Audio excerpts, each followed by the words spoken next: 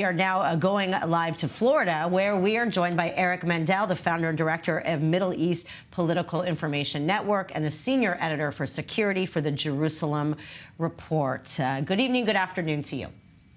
Hi, Emily. So let's talk about his visit. Is there, are there highlights from your end as to some of the things that were discussed and the meetings that he had? So I think the first thing is he made it very clear that the greatest source of instability in the region is Iran. It is the main source of terror, and that they can never have a nuclear weapon. So there's no daylight between Israel and the United States. However, President Trump, who he works at his pleasure, does say he wants a deal with Iran.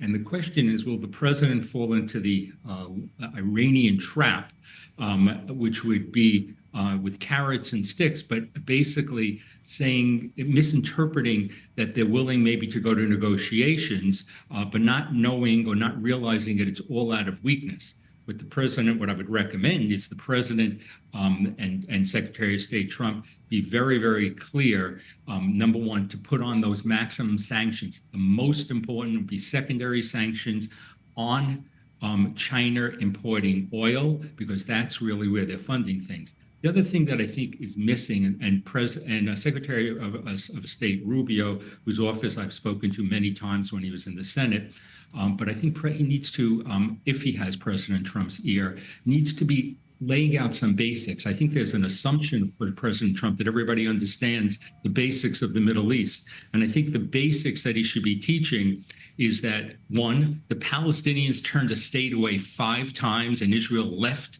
Gaza 100%, and look where we are now.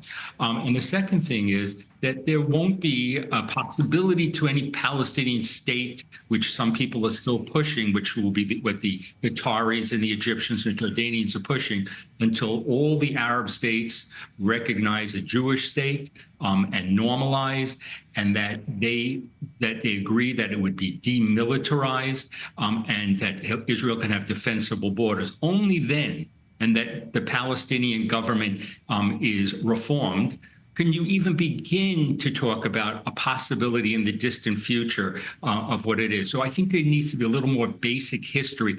Rubio is great at it, but I think the president should be better at it so people can understand why his seemingly out-of-the-box thinking on Gaza, where it's coming from. Mm-hmm.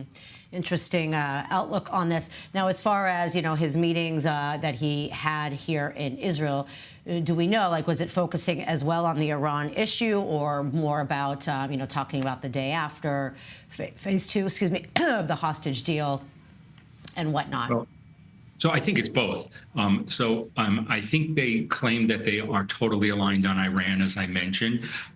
Again, I believe this is the opportunity to strike Iranian nuclear facilities while they're weak. If we, the United States and Israel, miss this opportunity, I'm not sure Israel is capable alone of doing what is needed.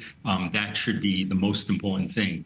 Regarding Gaza, the president really wants all the hostages out, but he wants ceasefires. He wants the ceasefire to hold in the north, in Lebanon. He wants the ceasefire to hold in Gaza. So some of these things are contradictory, because the Hamas basically is more than willing to leave in name, but not to be disarmed. So how much will Bibi bend? I've always thought that there could be a quid pro quo that that Bibi bends on Gaza and waits to destroy Hamas another day if Iran could be taken off the table, their nuclear part. I'm not sure that they're there, but the president was always a transactional man and would like to make a deal with Iran, deal with Gaza. But again, is he, able to use those skills that he developed in the New York real estate market and transition them to dealing with Islamists, whether Shiite or Sunni? Right, that will remain to be seen. Now, we know, Antony Blinken came to the Middle East, countless times, since October 7th. We know, the hostages, were not released. Clearly, there were a lot of diplomatic visits and meetings. Do you think now with the new administration and with Rubio and new ideas, as far-fetched as they may sound, could really help usher in whatever was not fully completed in the last administration? Well, the Israelis need to do what the Israelis need to do. And for national unity, never leaving anybody behind, the hostages have taken priority for the majority of the Israelis. In the long run, it basically incentivizes taking more hostages. You have to go back to the Gilad Shalit deal, to know that this is something that will be done again and again and again. And more Israelis will die because of the release of the prisoners. I should say the terrorists, most of them, many with blood on their hands. But the president is going to press hard to get all the hostages out. And if the price Israel has to pay is to move totally out of Gaza, I think there might be pressure on the Netanyahu administration. But remember, his coalition may not hold. Trump's desire is what's best for Trump. I don't think he cares that much about Israeli internal politics. So you're dealing with the Sophie's choice between hostages and destroying Hamas. You cannot leave Hamas in place. Hamas is not going.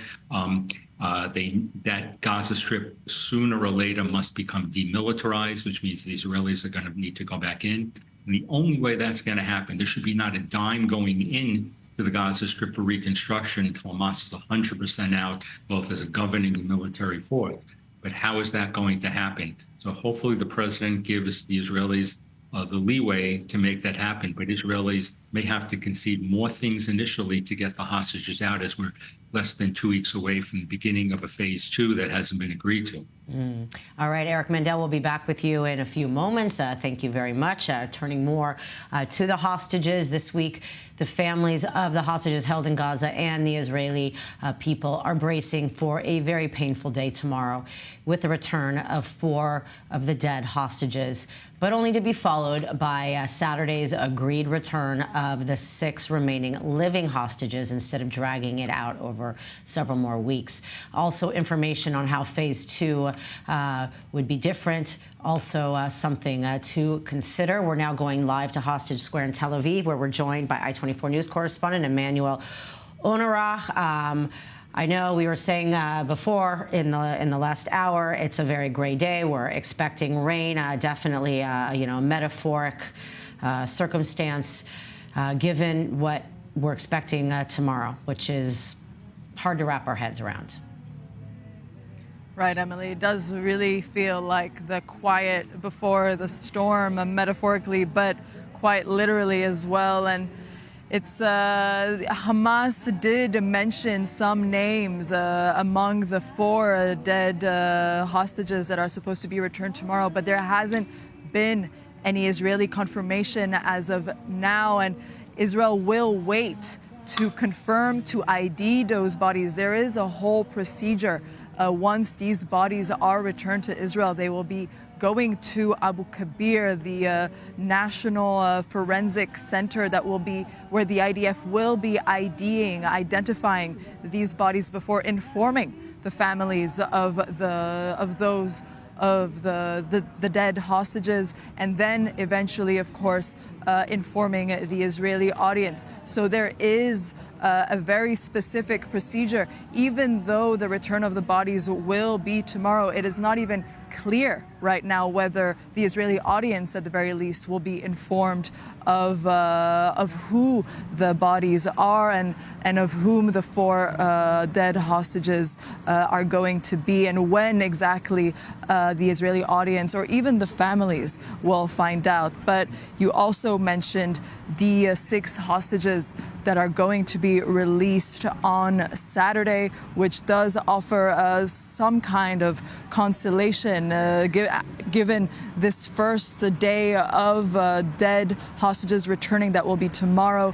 These 6 hostages on Saturday does come as a bit of a solace to the families. So it